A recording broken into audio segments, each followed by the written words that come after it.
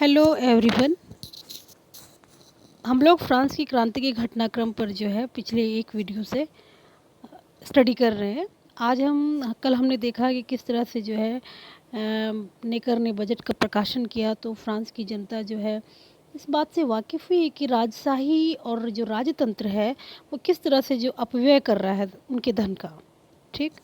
और state general का अधिवेशन उसका चुनाव देखा किस तरह से वहाँ पर जो है फर्स्ट स्टेट, सेकंड स्टेट और थर्ड स्टेट के लोगों के बीच जो है एक गतिरोध सामने आता है और राजा की दुर्बल नीति से कोई समझौता नहीं हो पाता, संघर्ष प्रारंभ हो जाता है। फिर ये थर्ड स्टेट के लोगों ने टेनिस कोर्ट की शपथ लेते हैं। 23 जून का अधिवेशन होता है। इसके बाद का जो घटनाक्रम है वो देखिए, पेरिस की जनता का विद्रोह।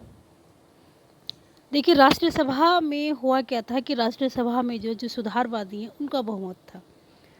ये जो मेनली थर्ड स्टेट के लोग हैं, तो ये जो जनसाधारण वर्ग है थर्ड स्टेट के लोग हैं, इनके साथ पादरियों का एक बड़ा वर्ग भी शामिल हो गया था। जैसे कि मैंने कल बताया आपको कि पादरियों में जो निम्न वर्ग के पादरी थे वो थर्ड स्टेट के साथ आके जुड़ गए थे। तो राष्ट्रीय सभा का ये जो प्रमुख दायित्व ये नेशनल असेंबली जो इन लोगों ने बनाई थी, स्टेट जनरल की जगह पर जो नेशनल असेंबली बनाई थी, इसका मेन दायित्व क्या था कि देश के लिए एक संविधान तैयार करना था।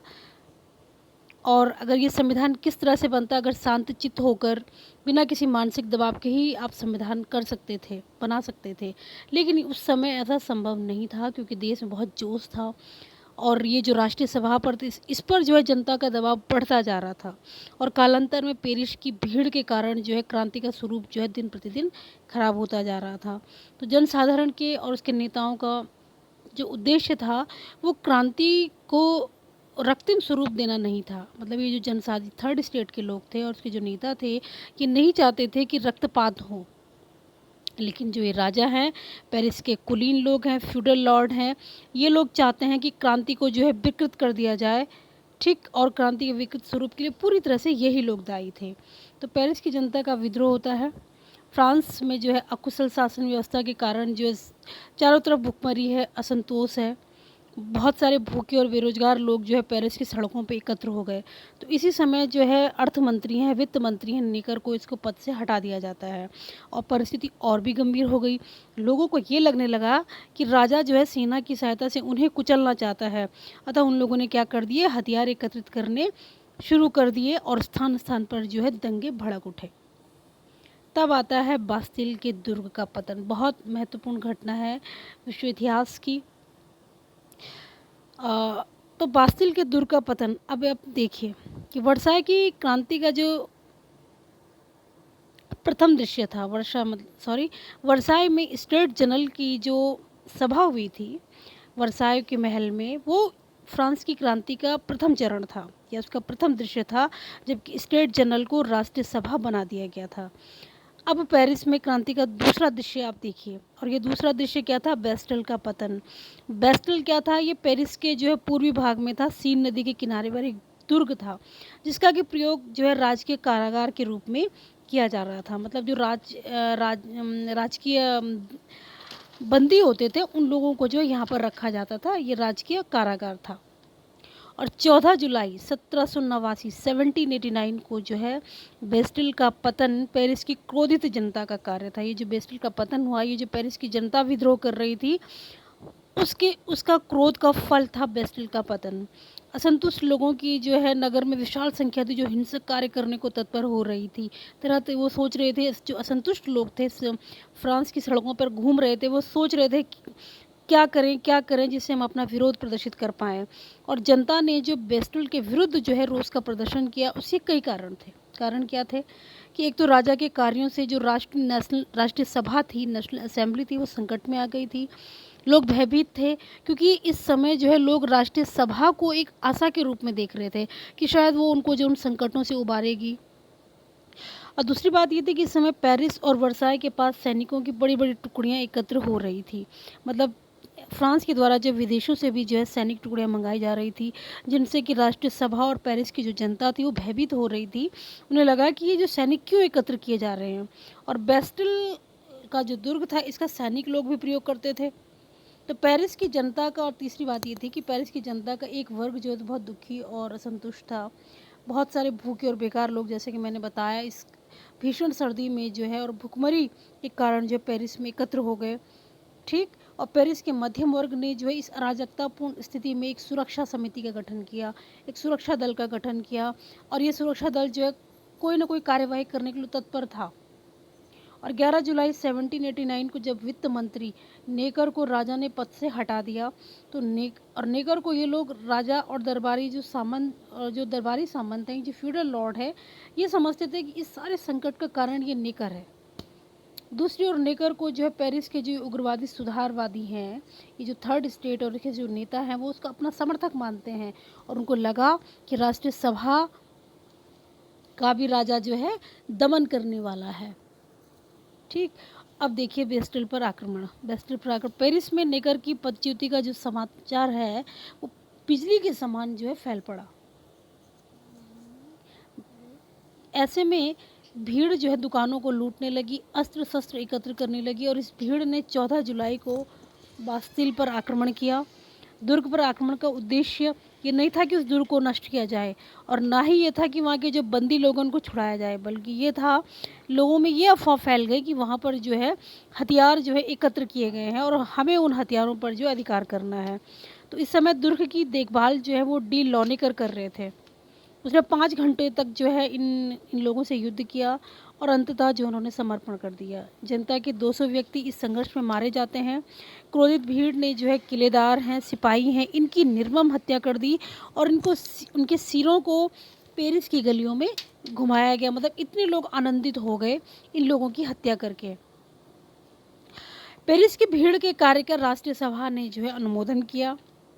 राष्ट्रीय सभा ने जो है इनका अनुमोदन किया कि पेरिस की भीड़ ने जो है बेस्टिल का पतन किया, लोगों की हत्या की, उसका अनुमोदन किया, उनकी प्रशंसा की। राजा जब 17 जुलाई को पेरिस आते हैं, उन्होंने भी पेरिस के बहादुरों की जो प्रशंसा कर दी। अब पेरिस की भीड़ का जो है सभा और राजा पर दोनों पर नियंत्रण हो गया था। मतलब राजा ने भी जब उनका अनुमोदन कर दिया, उनकी प्रशंसा कर दी, तो पेरिस की जो भीड़ थी वो सर्वोच्च हो गई, राष्ट्रीय सभा के लिए भी और राजा पर, दोनों पर उनका कंट्रोल हो गया। तो बेस्टिल का जो पतन एक युगांतकारी घटना है, और 14 जुलाई को फ्रांस जो है राष्ट्रीय दिवस के रूप में मनाता है। राजा की निरंकुशता का भी इसके साथ पतन हो गया। नेकर को जो है वापस बुला लिया गया। पेरिस के स्थानीय शासन और सुरक्षा दल को जो है उसने स्वीकार कर लिया राजा ने। और गुडविन एक इतिहासकार हैं, वो कहते हैं कि क्रांतिकाल में बेस्टिल के दुर्ग के पतन का न केवल फ्रांस बल्कि संसार भर में नई स्वतंत्रता की जन्मदाता के रूप में स्वागत किया गया। बास्टिल के दुर्ग की पतन की सूचना पर लुई 16 ने कहा था कि ये विद्रोह है। जब बास्टिल के दुर्ग का पतन हुआ, इसकी सूचना लुई 16 को पहुंचाई गई, तो लुई 16 कहते हैं ये विद्रोह है। लेकिन सूचना देने वाले बड़े उससे कहते हैं कि नहीं श्रीमान, ये तो क्रांति है। देखिए इसके बाद वहाँ पर जो है अब सामंती विशेषाधिकार जो है वो नाम मात्र के रह गए थे। अब देखिए उनकी समाप्ति किस तरह से होती है। 4 अगस्त 1789 की ये घटना है। तो राष्ट्रीय सभा जो कि अब संविधान सभा हो गई है, इसके बाद हम राष्ट्रीय सभा और संविधान सभा का जो अलग से अध्ययन करेंगे वो आपके सिलेबस में है, तो उसका हम अलग से अध्ययन करेंगे आगे के वीडियोस में। तो ये जो संविधान सभा है, अब ये ग्रामीण क्षेत्रों में जो हिंसा हो रही थी, लूट हो रही थी, उससे चिंतित थी। तो इस संविधान सभा ने जो इनके लिए एक जांच समिति नियुक्त की कि भाई ऐसा हो क्यों रहा है इन गाँव में। तो समिति का कहना है कि जो सामंती प्रणाली है वो किसानों के संतोष का कारण है। मतलब ये जो लॉर्ड्स हैं, ये जो है किसानों के संतोष का कारण है, और अतः इसे समाप्त करना आवश्यक है, इस सामंती प्रणाली को। और इस संविधान सभा में 4 अगस्त को समिति की रिपोर्ट पर विचार होता है, और सामंतों ने जो है अपने विशेषाधिकारों को त्यागने की घोषणा कर दी 4 अगस्त को। पादरी वर्ग ने कहा कि हम टाइथ कर त्यागते हैं, इसकी घोषणा कर दी। और संविधान सभा में पूरी रात जो है ऐसी घोषणाएं की गई कि हम अपने विशेषाधिकारों को त्यागते हैं। सभी प्रकार के विशेषाधिकार फ्रांस में जो है अब समाप्त किए जा चुके थे। लेकिन ये जो सामंतों का ये त्याग था अर्थहीन था। भले ही फ्रांस में पूर्ण समानता की स्थापना हो गई थी, लेकिन ये त्याग जो है इनका अर्थहीन था, क्योंकि अपने विशेषाधिकारों को उन्होंने उस समय त्यागा इन लॉर्ड्स ने, जबकि उनसे वो छीने जा रहे थे। अब जो है थर्ड स्टेट इस भूमिका में था कि वो सामंत के विशेषाधिकारों को जो है इनक्रॉच कर सकता था, छीन सकता था। अब ये सामंत जो है उनकी रक्षा करने में असमर्थ थे। राजतंत्र की निरंकुशता समाप्त होने पर यह स्वाभाविक था कि सामंत और चर्च के विशेषाधिकार भी समाप्त हो जाए। सामंत हिंसा से भयभीत हो गए और फ्रांस छोड़कर जो है ये बाहर जाने लगे।